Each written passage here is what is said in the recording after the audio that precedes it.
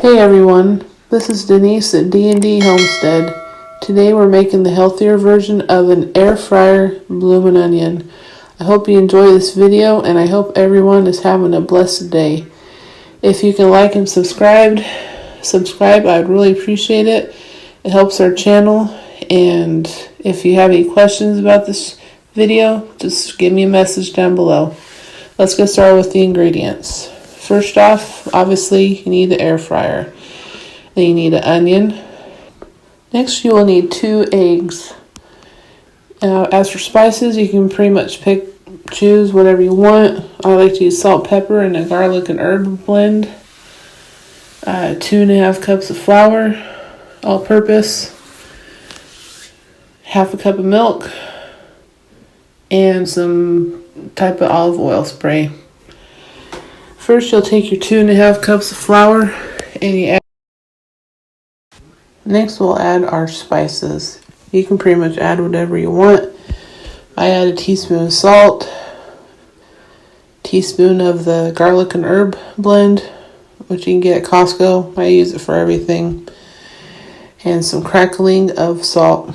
You can also add the garlic powder or onion powder, pretty much anything you want. Some seasoned salt, whatever your preference is. Next up, you take your 2 eggs, crack them into a bowl. Then you can take a fork, whisk them really good. After you get them whisked really good, you take your half a cup of milk and mix that into your eggs. I didn't add any seasoning at this time, but you can if you want to. Next up, you have your onion. You have the roots, which is that, and the top. Cut the top off first, like so. And then you take your knife and just cut through 1 layer of your onion. Not all the way through. And peel that first layer away.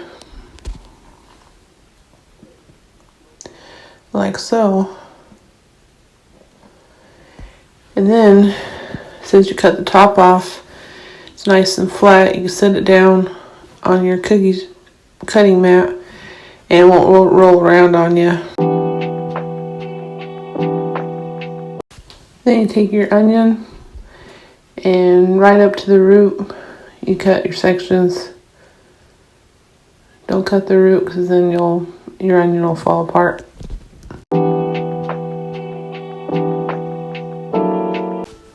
Then you take your onion and you spread all the petals apart so that way the flour and the egg can get down in between them and it cooks evenly.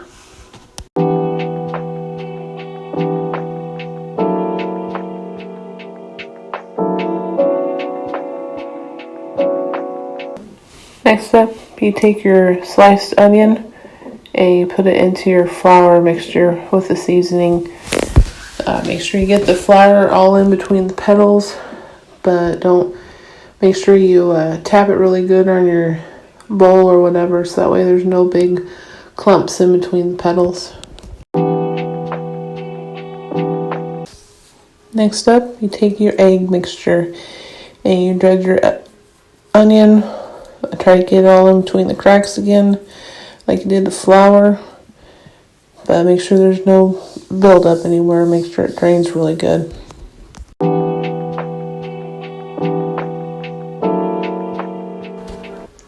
Last step before you start cooking it, you take your flour and egg dredged onion and you dip it again in the flour. You got to be kind of gentle with it and not break off any petals like I did.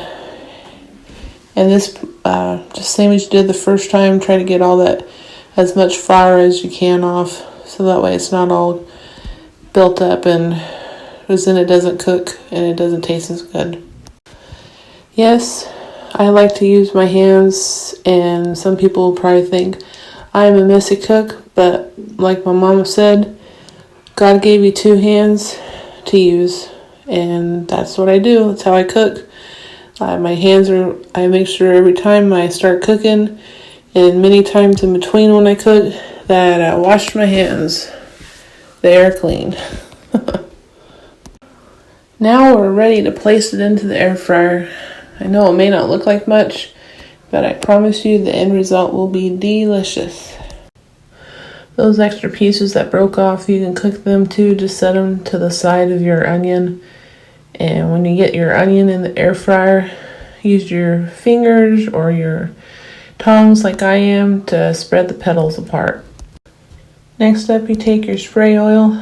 I like to use extra virgin olive oil and spray it generously. You don't even have to use oil, but I just like the taste. And you have your air fryer. I should have said this already. Preheating 350. Set it for 20 minutes. I check it about halfway through. Shake it around some, make sure it's not sticking. And let it finish its time. There it is. You can check to see if it's done by taking a sharp knife and poking some of the petals, and if they're nice and soft, you know it's done. I like to eat mine with ketchup, but some people like take some ketchup and some mayonnaise, make like a Thousand Island sauce, which is good. Well, anyways, I hope you enjoyed this video, and if you did, give us a like and a thumbs up. Comment really helps our channel, and we appreciate it. Thank you, and have a blessed day. Bye-bye.